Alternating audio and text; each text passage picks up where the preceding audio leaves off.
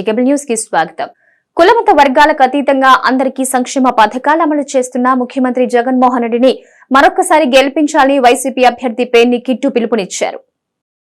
కులమత వర్గాలకు అతీతంగా అందరికీ సంక్షేమ పథకాలు అమలు చేస్తున్న ముఖ్యమంత్రి జగన్మోహన్ రెడ్డిని మరొకసారి గెలిపించాలని వైసీపీ అభ్యర్థి పేర్ని కిట్టు పిలుపునిచ్చారు.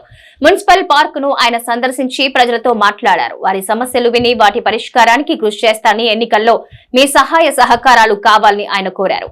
ఈ కార్యక్రమంలో పట్టణ అధ్యక్షులు సలార్ దాదా, మాజీ డిప్యూటీ మేయర్ లంక సూరిబాబు, మాజీ urban bank chairman Borra Vithal, urban bank chairman Pallapothu Subrahmanyam, కార్పొరేటర్లు, వైసీపీ నాయకులు పాల్గొన్నారు.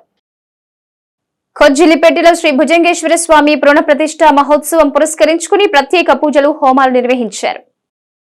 కొజ్జిలిపేటలో శ్రీ భుజంగేశ్వర స్వామి పునః ప్రతిష్ఠ మహోత్సవం పురస్కరించుకుని ప్రత్యేక పూజలు, హోమాలు నిర్వహించారు. ఈ సందర్భంగా వేద పారాయణం, వేద స్వస్తి, క్షీరాదివాసం, పంచామృత పంచాంగవాధివాసం, వివిధ హోమాలు, చతుర్వేద పారాయణం తదితరమైనవి జరిపారు. ఈ నెల 24వ తేదీన శ్రీ భుజంగేశ్వర స్వామి పునః ప్రతిష్ఠ మహోత్సవం జరగనుందని ఆలయ నిర్వాహకులు ఈ సందర్భంగా తెలిపారు.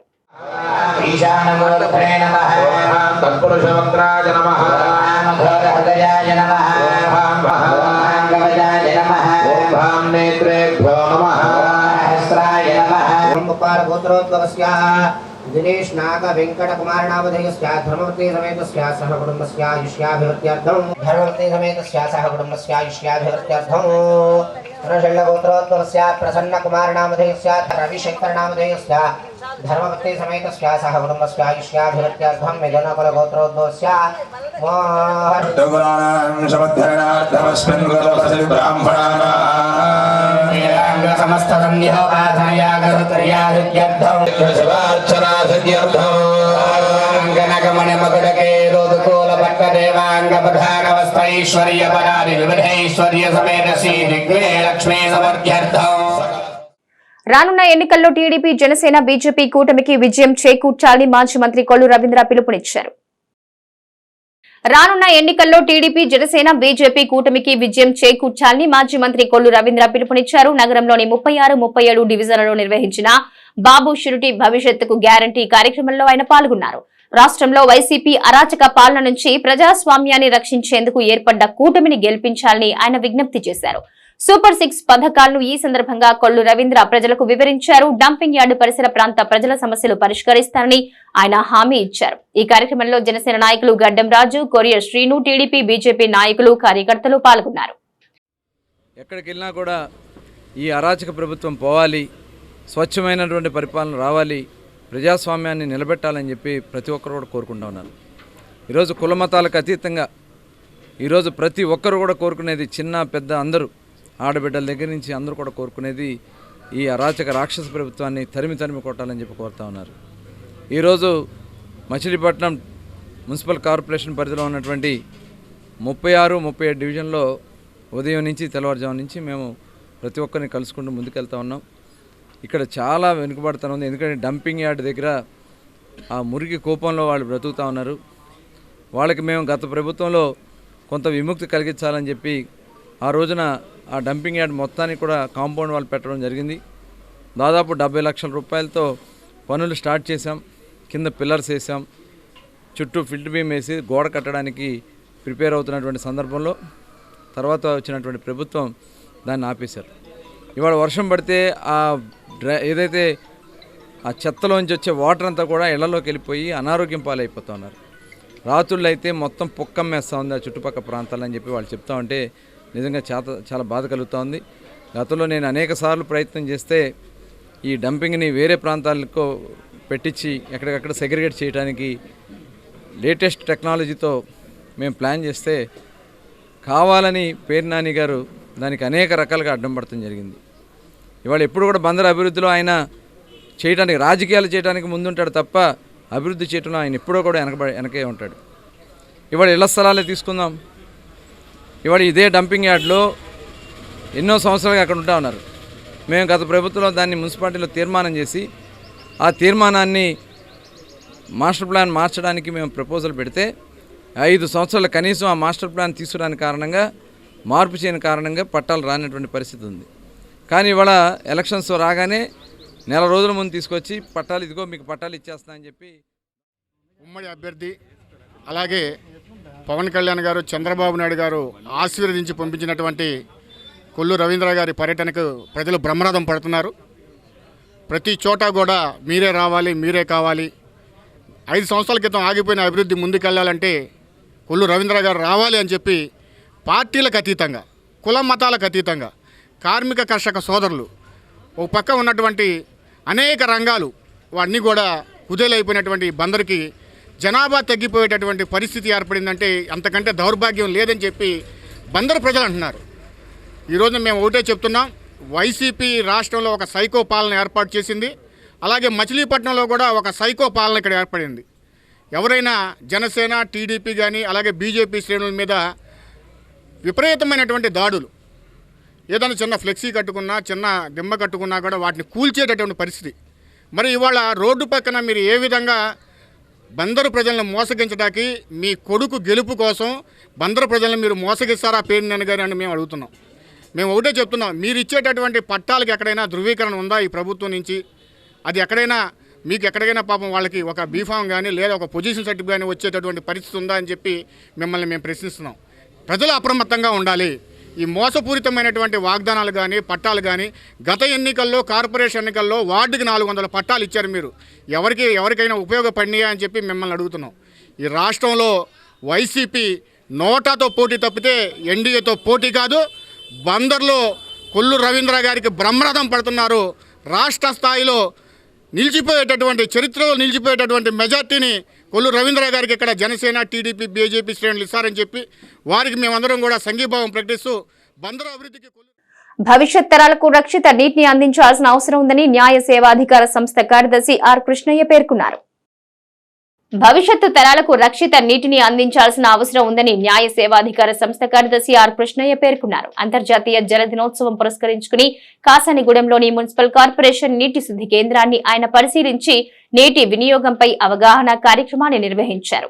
మారుతున్న కాలానికి అనుగుణంగా నీటి అవసరాలు పెరుగుతున్న నేపథ్యంలో 2024వ సంవత్సరాన్ని ప్రపంచ జల దినోత్సవంగా ప్రకటించారన్నారు. జలమే జీవనం అనే నినాదంతో నీటి లభ్యత, అవసరాలు, వినియోగంపై విస్తృతంగా అవగాహన కల్పిస్తున్నట్టు తెలిపారు.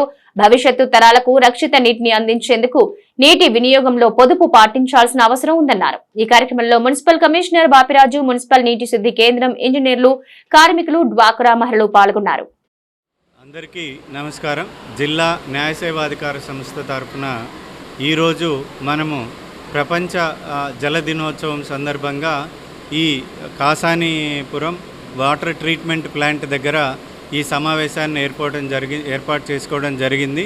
దీంట్లో వాటర్ వర్క్స్ డిపార్ట్మెంట్కు సంబంధించినటువంటి కార్మికులు, అసిస్టెంట్ ఇంజనీర్సు మరియు మన మచిలీపట్నం నగర మున్సిపల్ కమిషనర్ గారు, న్యాయవాదులు, డ్వాక్రా మహిళలు, ఇతర సిబ్బంది అందరూ దీంట్లో పాల్గొనడం జరిగింది. ఈ 2024వ సంవత్సరం ప్రపంచ జల దినోత్సవం ఒక స్లోగన్తో జరుపుకుంటూ ఉన్నాము. ఏంటంటే అది వాటర్ ఫర్ పీస్. మనందరికీ తెలిసిన విషయమే, జలమే జీవనం అనేది. మనలాంటి వ్యవసాయ ఆధారిత దేశంలో ముఖ్యంగా జలం యొక్క ఇంపార్టెన్స్ ఏంటి అనేది ప్రజలకి అవగాహన కల్పించడము, భవిష్యత్ తరాల వారికి కూడా నీటి కొరత లేకుండా ఎలా చూసుకోవాలి, దాని పట్ల అవగాహన సదస్సులు ఏ విధంగా కల్పించాలి అనేది ప్రజలకి మన సంస్థ ద్వారా తెలియజేస్తూ వాళ్ళల్లో అవేర్నెస్ క్రియేట్ చేయడం కోసం ఈరోజు ఈ సమావేశం. మరల వైఎస్ఆర్ కాంగ్రెస్ పార్టీ తిరుగులేని విజయం సాధిస్తుందని జిల్లా పరిషత్ చైర్మన్ ఉప్పల హారిక పెరిన ఎమ్మెల్యే అభ్యర్థి రాము అన్నారు.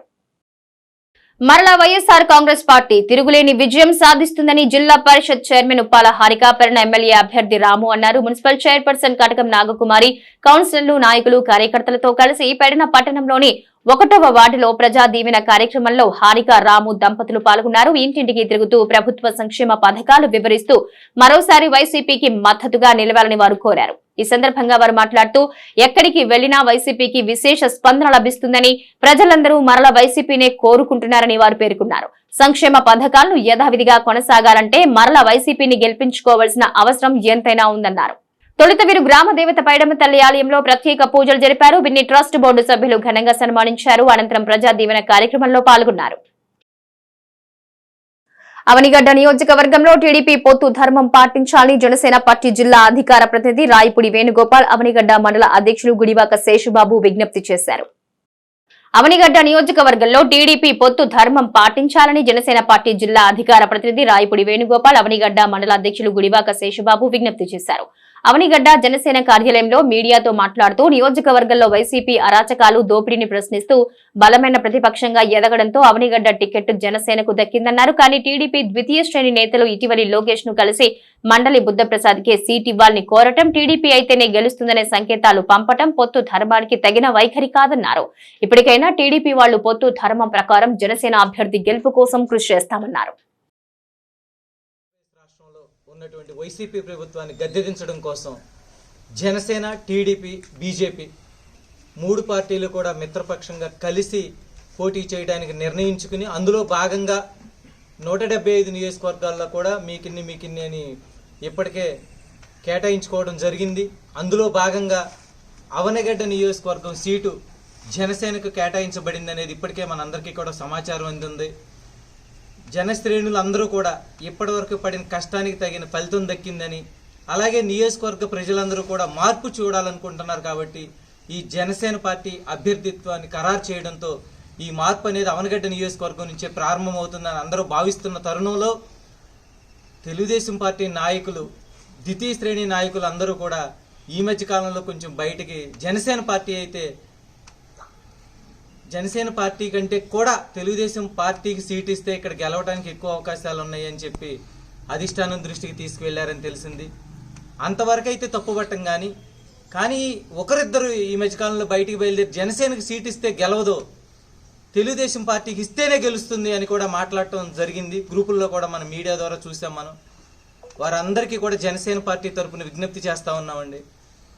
మేము డిసైడ్ చేయలేమండి, డిసైడ్ చేయాల్సింది ప్రజలు.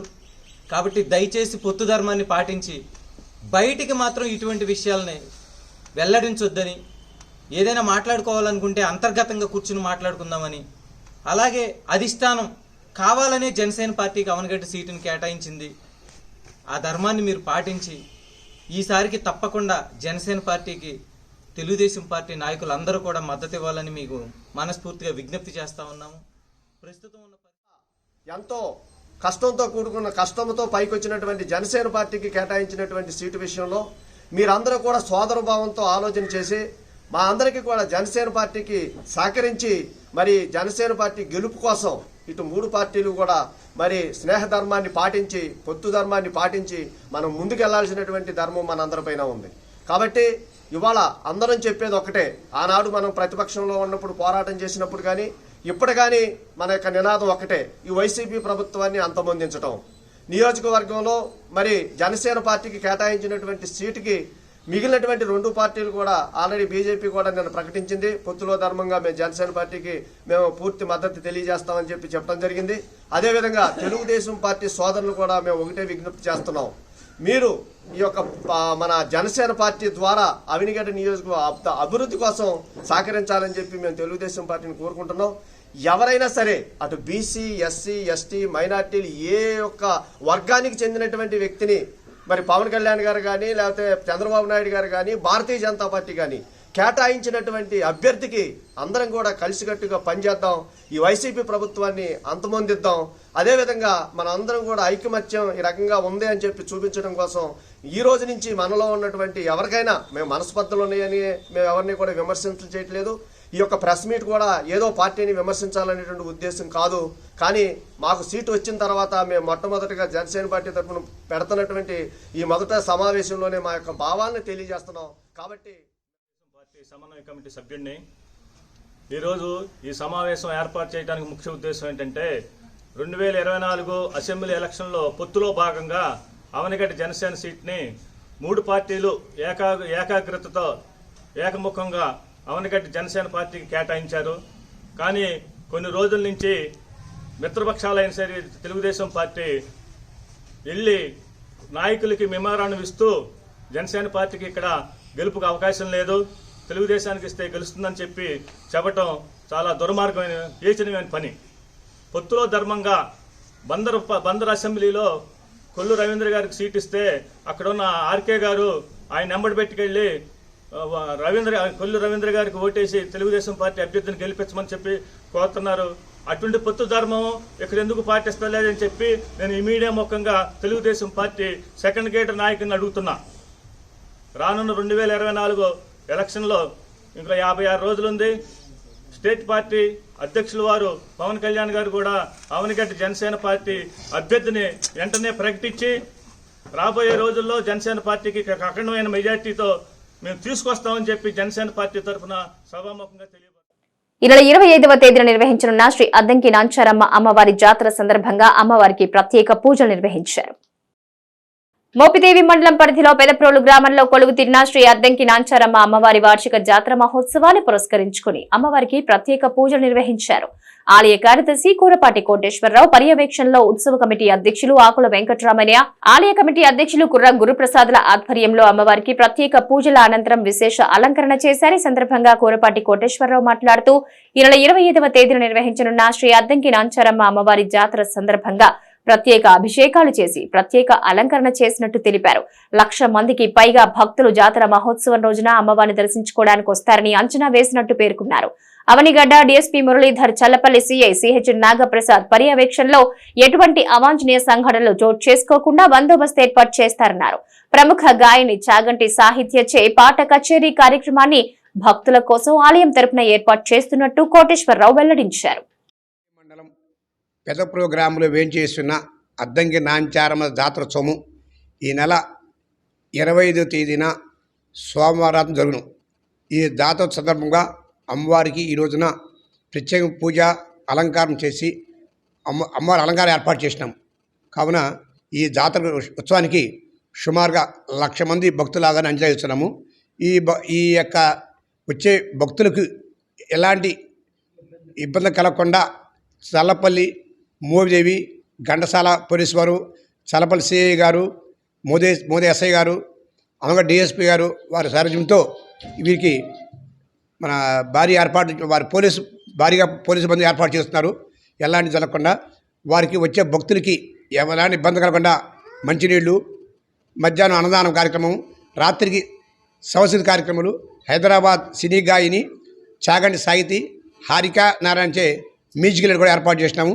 కావున భక్తులందరూ వచ్చి రాబోయే ఎన్నికల్లో ప్రజలు నిర్భయంగా స్వేచ్ఛగా ఓట్లు వేయడానికి అనువైన వాతావరణంలో తాము భద్రత కల్పిస్తామని ఇన్ఛార్జ్ డీఎస్పీ రమేష్ బాబు తెలిపారు. రాబోయే ఎన్నికల్లో ప్రజలు నిర్భయంగా స్వేచ్ఛగా ఓట్లు వేయడానికి అనువైన వాతావరణంలో తాము భద్రత కల్పిస్తామని ఇన్ఛార్జ్ డీఎస్పీ రమేష్ బాబు భరోసా కల్పించారు. ఎన్నికలను పురస్కరించుకుని మచిలీపట్నం పోలీసు సబ్ డివిజన్ ఆధ్వర్యంలో పెడన పట్టణంలో సాయుధ బలగాలు కవాతు నిర్వహించారు. ఈ సందర్భంగా ఆయన మాట్లాడుతూ ఎన్నికలు శాంతియుత వాతావరణంలో పారదర్శకంగా జరిగేందుకు ప్రజలు సహకరించాలన్నారు. ఓటర్లను బెదిరించినా, ప్రలోభపెట్టినా, అల్లర్లు సృష్టించినా, శాంతి భద్రతలకు భంగం కలిగించినా ఊరుకునే ప్రసక్తి లేదని, అట్టి వారిపై కఠిన చర్యలు ఉంటాయని ఆయన హెచ్చరించారు. కాగా పోలీసులు పట్టణంలో ప్రధాన రహదారులపై కదం తొక్కారు. ఆయుధాలు చేతపట్టి హెచ్చరికలు జారీ చేస్తూ పోలీసులు కవాతు నిర్వహించారు. అయితే పోలీసులతో పాటు సిఆర్పీఎఫ్ దళాలు ఈ కవాతులో పాల్గొన్నారు. సిఐ నాగేంద్ర ప్రసాద్, 4 మండలాల ఎస్ఐలు తదితరులు పాల్గొన్నారు. పెడన అసెంబ్లీ నియోజకవర్గ పరిధిలోనే పెడనలో మన ఆంధ్రప్రదేశ్ రాష్ట్ర డీజీపీ గారి ఉత్తర్వుల మేరకు మరియు ఏలూరు రేంజ్ ఐజీ గారి ఉత్తర్వుల మేరకు అలానే కృష్ణా జిల్లా ఎస్పీ గారి ఆదేశాల మేరకు పెడన నియోజకవర్గంలో ఉన్న పోలీస్ సిబ్బందితో పాటు సెంట్రల్ పారామిలిటరీ ఫోర్స్ సహా ఈ రాబోయే అసెంబ్లీ మరియు పార్లమెంట్ ఎలక్షన్ సందర్భంగా ఇవాళ కవాతు నిర్వహించడం జరిగింది. ఈ కవాతు ముఖ్య ఉద్దేశం ఏంటంటే పెడన అసెంబ్లీ నియోజకవర్గ పరిధిలోనే ప్రజలందరూ కూడా స్వేచ్ఛాయుత వాతావరణంలో, ప్రశాంత వాతావరణంలో తమ ఓటు హక్కు వినియోగించుకోవడానికి ఈ లోకల్ పోలీసుతో పాటు మన సెంట్రల్ పారామిలిటరీ బలగాలతోటి గస్తీ నిర్వహించడం జరుగుతుంది. ప్రజలు ఎలాంటి సందేహాలు లేకుండా తమ యొక్క అమూల్యమైన ఓటును ప్రశాంతమైన శాంతియుతమైన వాతావరణంలో అందరూ కూడా వినియోగించుకోవాలని వారికి మా యొక్క సపోర్టు ఈ సెంట్రల్ పారామిలిటరీ సపోర్ట్తో సహాయంతో అన్ని వల్ల రక్షణ కల్పించబడుతుంది. ఎన్నికల నేపథ్యంలో అవనిగడ్డ ఈవో ఆర్డి శైలజ కుమారి వైసీపీకి అనుకూలంగా వ్యవహరిస్తున్నారనే ఫిర్యాదుపై అధికారులు విచారణ చేపట్టారు. ఎన్నికల నేపథ్యంలో అవనిగడ్డ ఈవో ఆర్డి శైలజ కుమారి వైసీపీకి అనుకూలంగా వ్యవహరిస్తున్నారనే ఫిర్యాదుపై అధికారులు విచారణ చేపట్టారు. విచారణ అధికారిగా మోపిదేవి ఎంపీడీఓ శ్రీనివాసరావు అవనిగడ్డ ఎంపీడీఓ కార్యాలయానికి వచ్చి ఫిర్యాదుదారులైన టీడీపీ నాయకులు కొల్లూరి వెంకటేశ్వరరావు, యాసం చిట్టిబాబుల స్టేట్మెంట్ రికార్డ్ చేశారు. ఈవోఆర్డీ తీరుపై పంచాయతీ కార్యదర్శుల స్టేట్మెంట్ కూడా రికార్డ్ చేశారు. నివేదిక ఉన్నతాధికారులకు సమర్పిస్తామని విచారణ అధికారి తెలిపారు. ఈ సందర్భంగా టీడీపీ జిల్లా అధికార ప్రతినిధి కొల్లూరి వెంకటేశ్వరరావు మీడియాతో మాట్లాడుతూ నియోజకవర్గంలో పంచాయతీ కార్యదర్శులను ప్రలోభాలకు, ఒత్తిడికి గురి చేస్తూ వైసీపీకి అనుకూలంగా పనిచేయాలని శైలజ కుమారి ఇబ్బంది పడుతున్నట్లు తెలిపారు. తక్షణమే ఈ ఎన్నికలు అయ్యే వరకు ఆమెను పక్క జిల్లాకు బదిలీ చేయాలని డిమాండ్ చేశారు.